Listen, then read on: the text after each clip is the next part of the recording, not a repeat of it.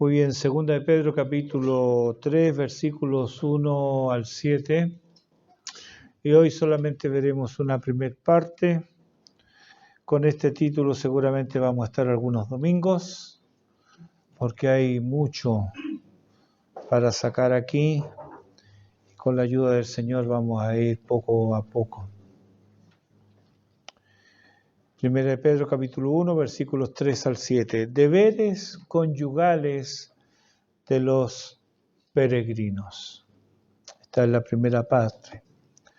Pedro continúa con el tema que comenzó en el capítulo 2, versículo 11, el cual en la sumisión del peregrino, en las diferentes áreas que le toca vivir, es que el Evangelio no solo te da esperanza del más allá, sino que tiene incidencia en la vida toda, como un todo.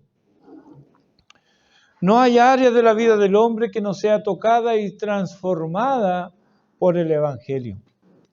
Y esto es así, por cuanto la palabra del Evangelio comienza a operar desde el interior del individuo hacia lo externo. No se ocupa solo de lo externo. De lo externo se ocupan algunas religiones. Y hay mucha confusión aún en los creyentes, ya que es frecuente que nos veamos seducidos y atraídos por las externalidades del culto. De ahí que centremos nuestra atención en formas exteriores, como lo son la manera de vestir, la manera de hablar, las compañías que frecuentamos. Si hacen o no hacen esto o aquello.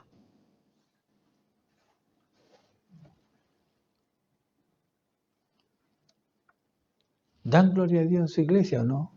No, entonces no. Cosas externas. Si oran, y todos los creyentes debieran orar, ¿verdad? Pero si oran, centran su atención en las palabras, no en la disposición del corazón.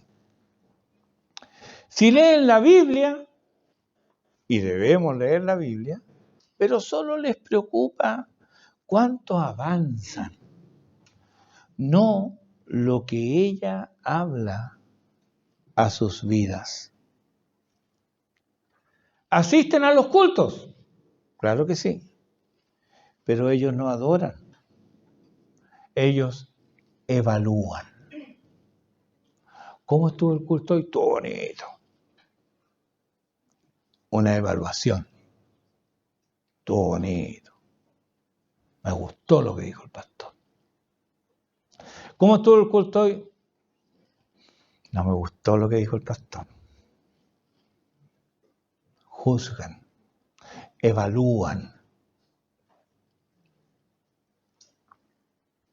Y así todo ejercicio piadoso termina convirtiéndose en una rutina religiosa. Y sin darnos cuenta, nos hemos desviado del Evangelio. Porque el Evangelio no es eso. Otros están tan confundidos que creen que el Evangelio se trata de 10 pasos para obtener lo máximo en tu vida. O cómo mejorar la relación matrimonial. O cómo criar a los hijos. Los hay que se desentienden de todas estas cosas y tienen intereses más elevados. Ellos andan detrás de la última moda teológica. Aquí, por ejemplo, les interesa la teología, la escatología, y se vuelven expertos en desentrañar los misterios que rodean el regreso de Cristo. Ellos le pueden decir con lujo de detalles qué viene primero, qué viene después, pero expertos.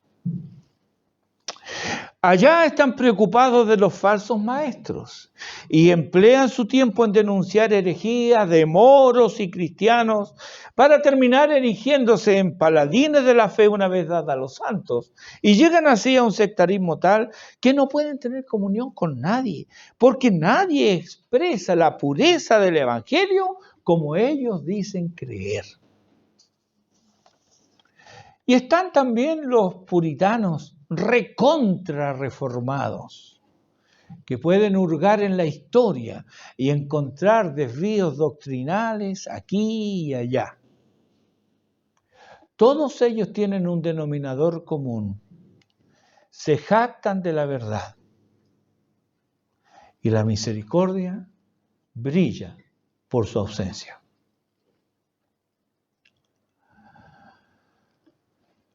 El verdadero evangelio, en cambio, tal como lo dice el lema de la revista Portavoz de la Gracia, humilla el orgullo del hombre, exalta la gracia de Dios en la salvación y promueve la santidad verdadera en el corazón y la vida. Y hermanos, ¿acaso las Escrituras no hacen lo mismo? ¿Una reflexión en el texto sagrado no humilla nuestro orgullo? ¿Acaso no encontramos que la palabra de Dios, en la palabra de Dios, cómo es exaltada la gracia de Dios en la salvación? La lectura diaria de las Escrituras no nos inspira a santificar nuestras vidas en el corazón, pero también en la vida diaria. Que la palabra de Dios me diga que debo abstenerme de los deseos carnales que batallan contra el alma, me humilla. Pues soy dado a creer que en otros hará morada las concupiscencias carnales, no en mí. Soy dado a creer que mis deseos son siempre correctos y que son agradables a Dios por cuanto proceden de mí, un piadoso y fiel cristiano. Si esto fuera así, hermanos, ¿por qué tanta advertencia en contrario? Puesto que no siempre queremos la voluntad de Dios, sino que disfrazamos nuestra propia voluntad como si de la voluntad de Dios se tratara, es que su palabra, Dios, por su palabra, nos habla vez tras vez. Y aquí Pedro retoma el tema que viene tratando. Versículo 1. Asimismo, vosotras, mujeres, estad sujetos a vuestros maridos. Bueno, los maridos no se alegren mucho porque también aquí hay para ellos. Pedro, al igual que Pablo en Efesios 5:22 y siguiente hasta el capítulo 6, versículo 9 en Efesios, nos da instrucciones para los diversos estados de la vida social. Se dirige primero a las mujeres en el capítulo 6, versículos 1 al 6. Pedro aquí, del capítulo 1 al 6 se dirige primero a las mujeres y luego a los maridos en el versículo 7. Entre este pasaje y el texto de Pablo en Efesios hay una diferencia notable. Pablo dedica mucho más tinta a los maridos que a las esposas, aunque son enfoques diferentes. En Efesios 5, el tema dominante es la llenura del Espíritu y lo que ésta produce en la vida del creyente. Aquí, en cambio, en 1 Pedro 3, la razón predominante es el buen testimonio, haciendo bien y gobernándose a sí mismo para de esta manera ejercer una influencia benéfica en los distintos estadios y momentos de la vida. En el título del sermón me hago eco del título que aparece en la Reina Valera del 60 por dos razones obvias. Recuerda que les he dicho que estos títulos no son de inspiración divina, pero los uso aquí por dos razones, que son obvias. Pero muchas veces lo obvio escapa a nuestras consideraciones. La primera razón es que lo que se indica a continuación en el capítulo 3 no son sugerencias u opciones. No se trata de escoger esto o aquello. No, son deberes, es decir, obligaciones.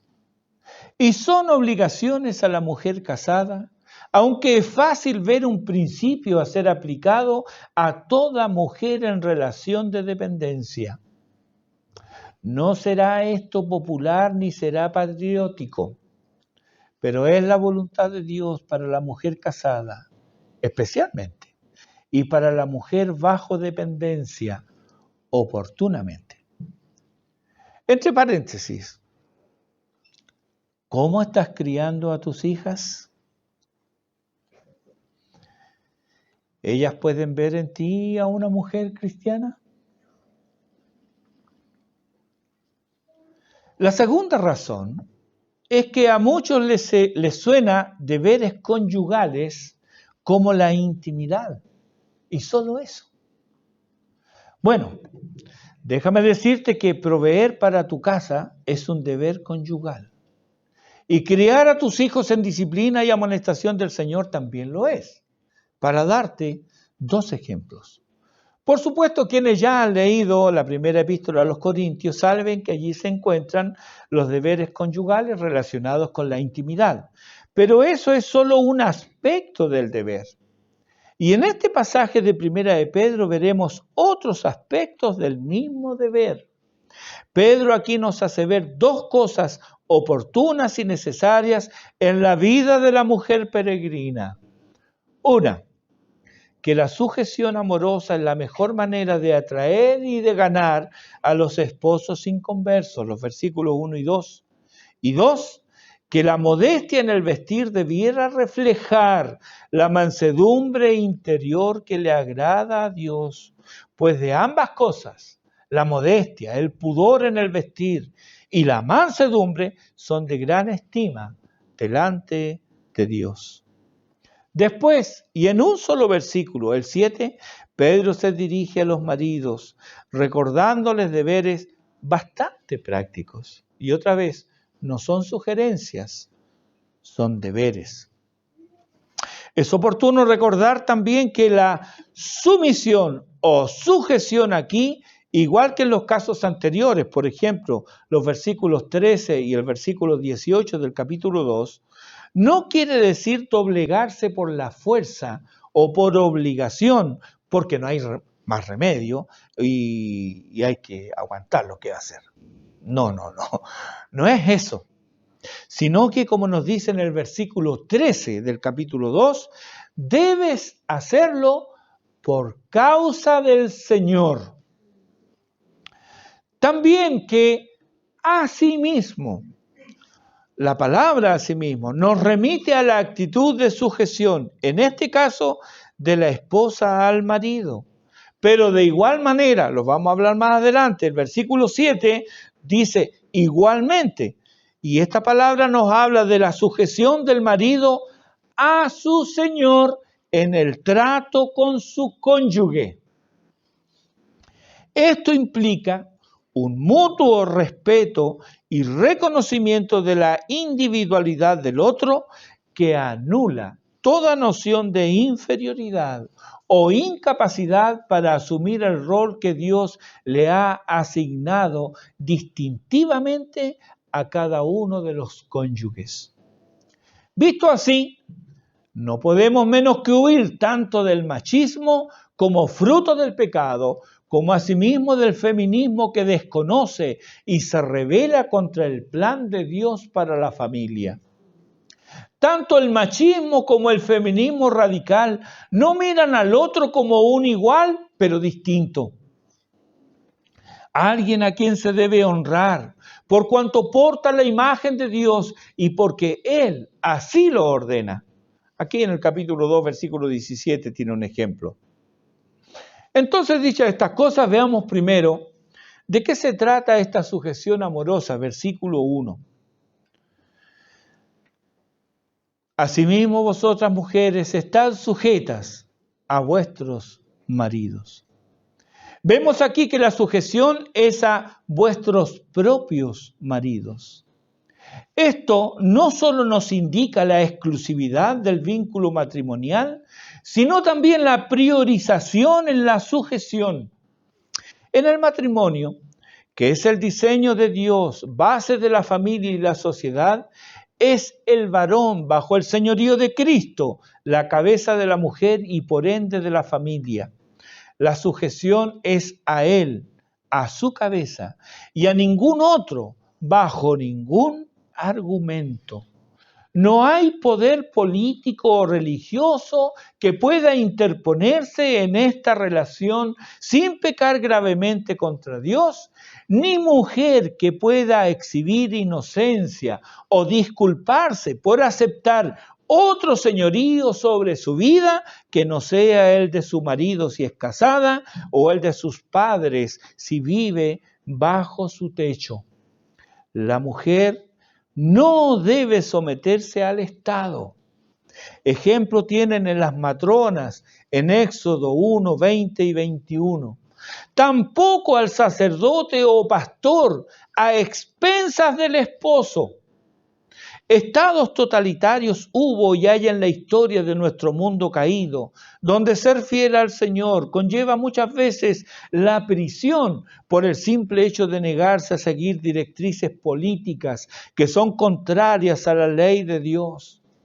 Pero también hay sistemas religiosos que cooptan las mentes y voluntades al punto que sus feligreses ya no piensan por sí mismos, sino que hacen la voluntad de quienes les dirigen. Así se dan toda clase de abusos y abusos de todo tipo. Una muestra de la historia.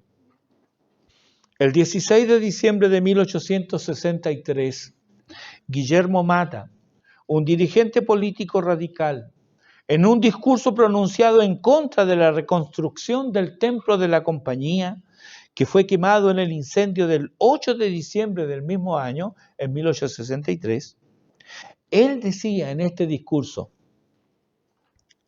que las hijas respeten a sus padres, las esposas a sus esposos y las hermanas a sus hermanos.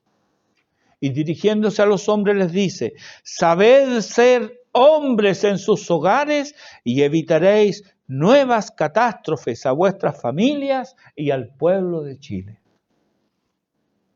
¿A qué se refería Guillermo Mata con estas palabras? Bueno, a dos cosas.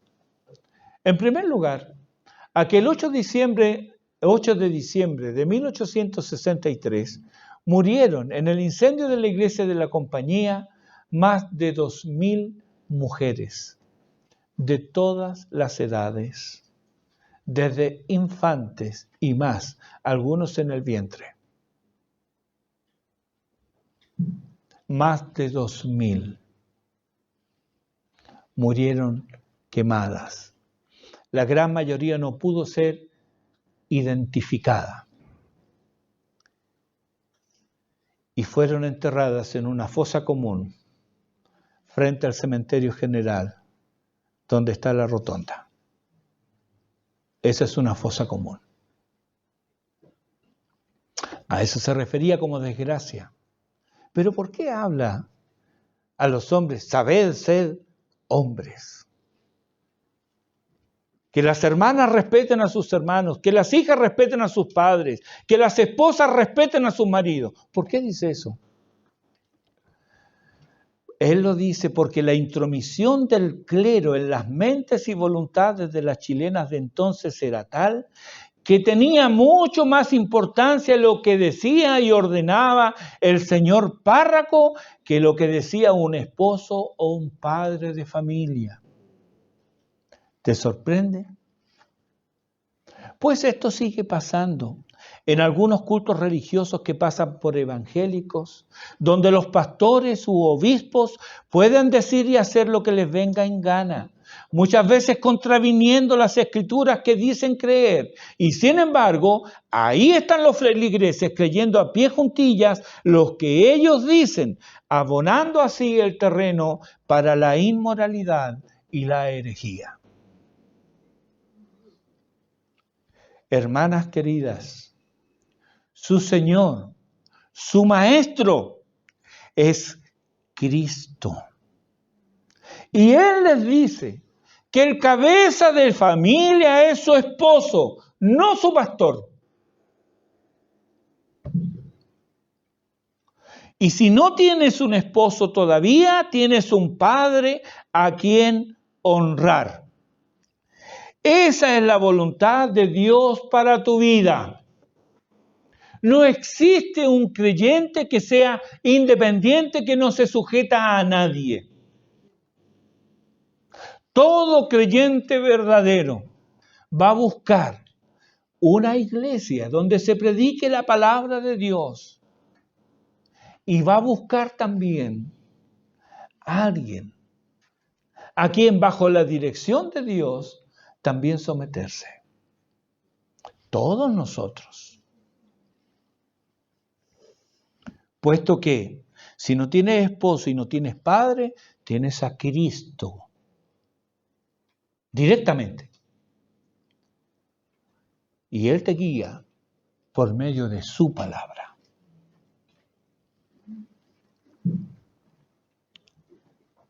Esa es la voluntad de Dios para tu vida. Todo acto que menoscabe la autoridad que Dios delega hace al infractor un rebelde a la voluntad de Dios. Sigamos con nuestro texto, los versículos 1 y 2 dice, para que también los que no creen en la palabra sean ganados sin palabra por la conducta de sus esposas, considerando vuestra conducta casta y respetuosa. Aquí tenemos una razón poderosa para la sujeción. Así como hay empleadores difíciles de soportar, ¿verdad? Capítulo 2, versículo 18, difíciles de soportar. También hay maridos inconversos. Y también hay maridos difíciles que se oponen a sus esposas creyentes. Los hay, los tenemos. En la sociedad pagana del siglo I era más fácil que la mujer le prestara oídos al Evangelio y se convirtiera a Cristo, por diversas razones. Hay testimonios de romanos prominentes que pensaban que el Evangelio era una religión de mujeres, de niños, de esclavos y de débiles mentales. Esa era la opinión que tenían ellos. ¿Por qué? Porque ellos admiraban y respetaban la fuerza. El Evangelio exalta la humildad. Ellos buscaban gobernar. El Evangelio insta a servir. La mujer en ese entonces era poco más que un mueble o un animal. Era propiedad del marido, de hecho. En el Evangelio era un igual. Y coheredera de la gracia. Todas estas ideas eran incómodas y resistidas por la sociedad de entonces. En estas circunstancias sería muy difícil para las esposas obedecer o sujetarse a sus maridos, especialmente si ellos tenían una conducta indecorosa o eran infieles al vínculo matrimonial, algo que se estilaba sin ningún problema y no tenía sanción pública en la sociedad de entonces. Que el hombre fuera infiel, que la mujer fuera infiel, podía ser muerta. Y la ley no castigaba al hombre por eso, porque el adulterio de la mujer sí que estaba castigado, el adulterio del hombre no. Pero esta sujeción es aquí justamente donde la obediencia constituye una pieza fundamental en el testimonio cristiano. Pues es en medio de estas pruebas duras donde el espíritu del cristianismo puede y debe brillar con más fuerza. ¿Porque el esposo se lo merece? No. Más bien es porque el Señor lo manda. La sujeción, la obediencia y sujeción es, versículo 13 del capítulo 2, por causa del Señor. Aquí estamos frente a un caso que se repite en la historia y podemos verlo por doquier. Lo triste es que muchas hermanas se olvidan de cuál era su condición antes de conocer al Señor y otras nunca han tenido ese pesar. Ahí tal vez radique la falta de empatía y de misericordia para acoger a tales mujeres. ¿A quiénes? A las hermanas que no tienen el apoyo de sus esposos, a las hermanas que tienen que lidiar todos los días con caprichos y deseos de sus cónyuges, que no consideran a Dios ni sus preceptos, a hermanas que viven en un medio hostil al Evangelio y que han desarrollado una personalidad endurecida para resistir la maldad que les rodea. Eso lo tenemos en medio nuestro. Ahora, a ti, que tienes un esposo creyente, te pregunto, ¿qué tienes que no hayas recibido?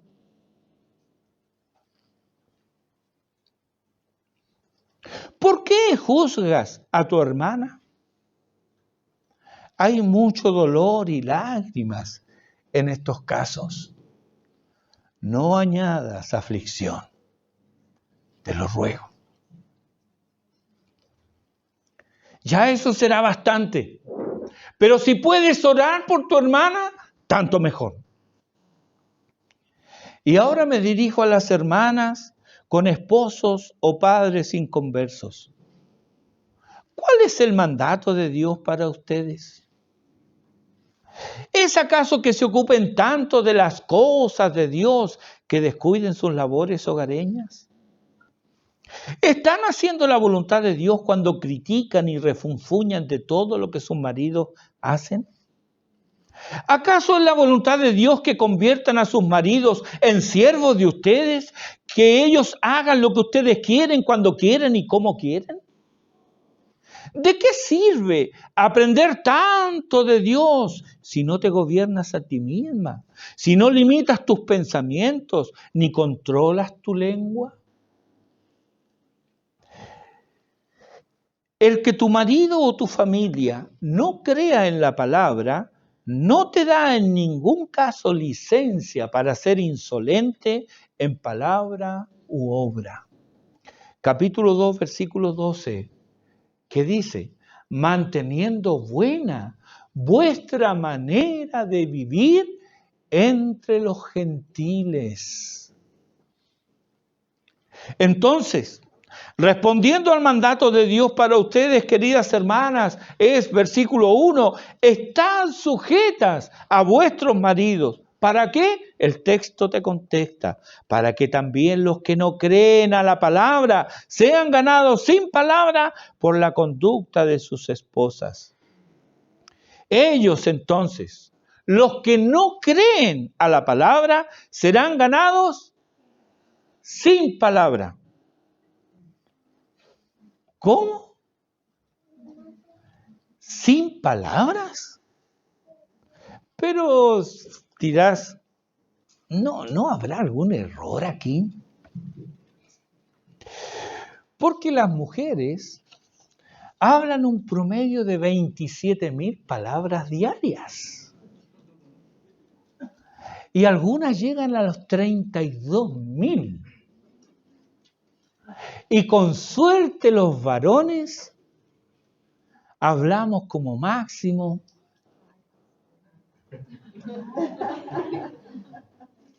10,000 o 12,000 palabras. 3 veces menos. ¿Cómo es que la apóstola que dice que van a ser ganados sin palabras?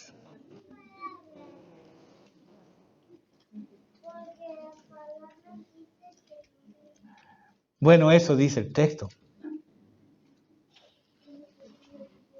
Por supuesto, no idealiza una mujer muda. No es que en el ideal de Dios la esposa perfecta es la que es muda. No. Low battery, please charge. Ok.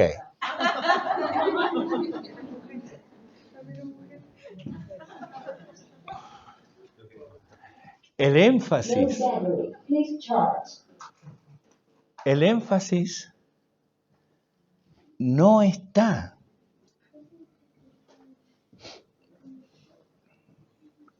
en las palabras, sino que está ¿en qué? ¿En qué? En la conducta, en la manera de vivir.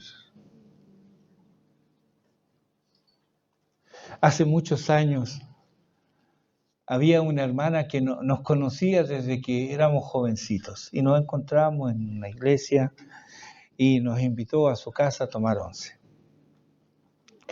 Cuando nosotros la conocimos, ella iba con sus hijas a la iglesia. Habían pasado los años y sus hijas ya no iban a la iglesia, seguía yendo ella sola. Sabíamos que tenía un esposo, pero ella decía de él, no, si es un hombre duro, viera usted, hermano, tan duro, mi esposo muy duro. Yo le hablo del Señor, pero no hay caso. Bueno, algún día el Señor hará la obra. Nos invitó a su casa y fuimos. Y este varón tan duro era un hombre, hermanos, ya quisiera ver hermanos así, tan amable, tan respetuoso, tan considerado, tan servicial, tan de buenas maneras. Y ella era brusca y arrolladora, tan arrolladora que llegaba a ser insolente con él.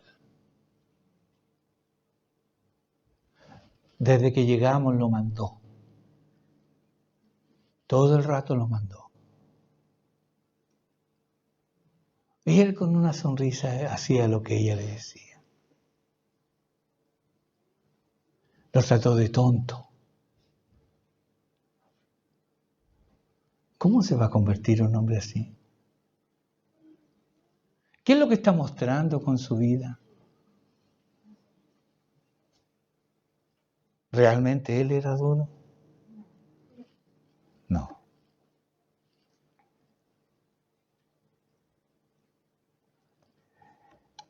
Hermana querida, la conducta. La conducta. No saca nada usted con poner la radio en una emisora evangélica si cuando responde mal. No saca nada con ponerle tratados bíblicos en la cabecera de la cama si es una persona irresoluta, hace lo que quiere, cuando quiere. Y cuando ve que algo difícil está dispuesta a manipular las cosas y a manipular a su esposo para salirse con la suya. No, es la conducta. Ahora esta conducta no está circunscrita solo a la esposa con cónyuge inconversa. El versículo 1 claramente incluye a todas las mujeres, pero hay algo más en el versículo 1. Esto me trajo intranquilidad ahí. ¿Notaste la palabra también ahí en el versículo 1? ¿Será que esa sujeción es para todas? Y siendo esto así, ¿será que él también incluye a los esposos que creen a la palabra?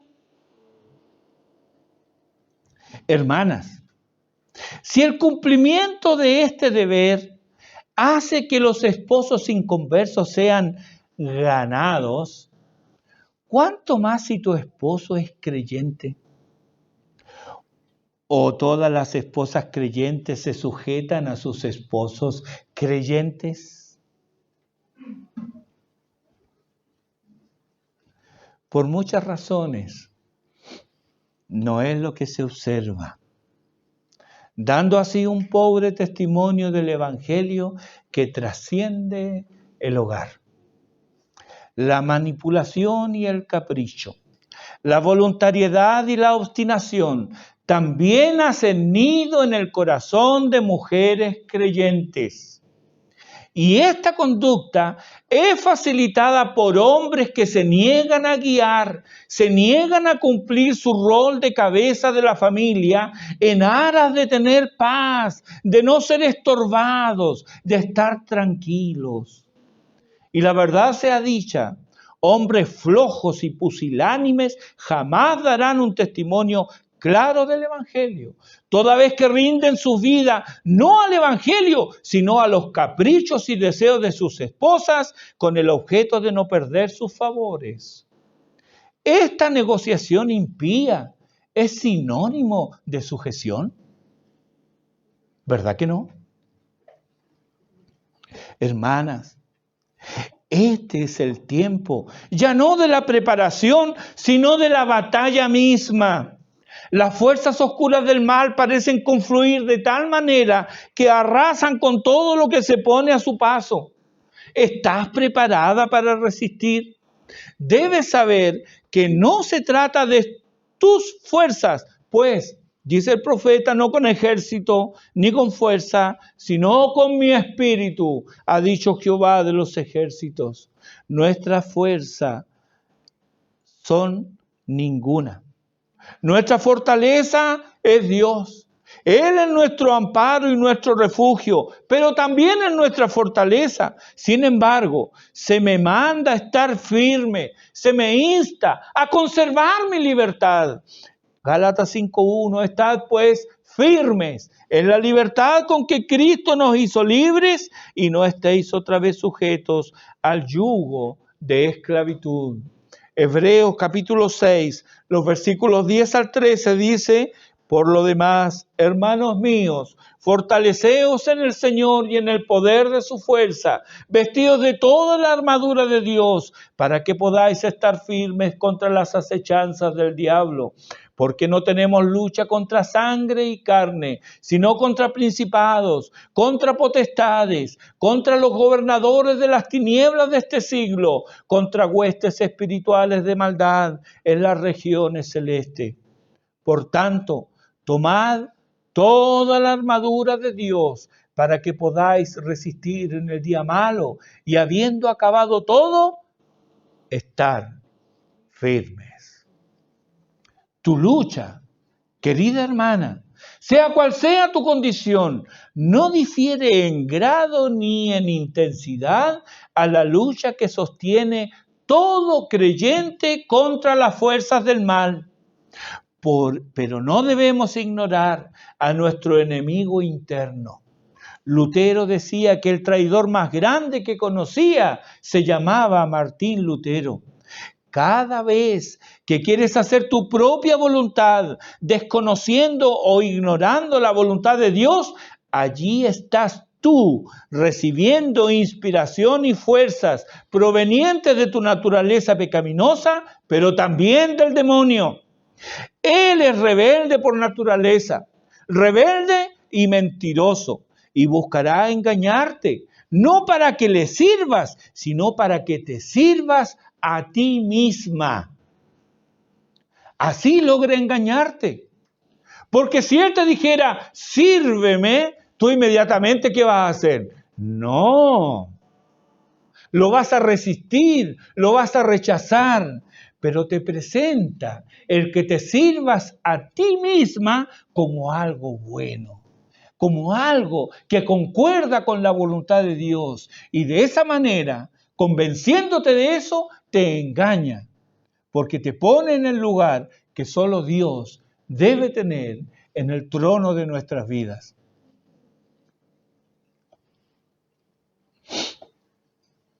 Cada derrota tuya es un triunfo que Él celebra. Cada acto de rebeldía, de insubordinación, de desobediencia, es un paso que das a favor de la destrucción de tu alma, de tu matrimonio y de tu familia. El demonio no podrá quitarte tu salvación, pero te privará del gozo. Hará de ti un creyente apagado, amargado, insulso, frío y distante. Pedro se anticipa a todo esto. A ti y a mí nos dice: amados, Yo os ruego como a extranjeros y peregrinos que os abstengáis de los deseos carnales que batallan contra el alma. Queridos hermanos, no le demos lugar al diablo, no lo escuchen. Él siempre ha mentido y seguirá mintiendo. Escuchen y obedezcan a Jesucristo. Hacer su voluntad es lo que trae gozo a sus vidas, independientemente que sus esposos o familiares se conviertan al Dios vivo, pero no sean obstáculos al obrar del Señor. Si hasta hoy lo has sido, si has disfrazado tu obediencia con manipulación, si tu manto de piedad solo es un trapo de inmundicia, te suplico, vuélvete al Salvador. Ven a Él. Entrégale hoy tu vida. Él te dice, al que a mí viene, yo no le echo fuera. Necesitamos esa gracia de Dios para cumplir con fidelidad a Él el rol que Él nos ha asignado al interior de nuestros hogares. Sí, necesitamos la gracia de Dios. Acudamos a Él con arrepentimiento y con fe. Oremos.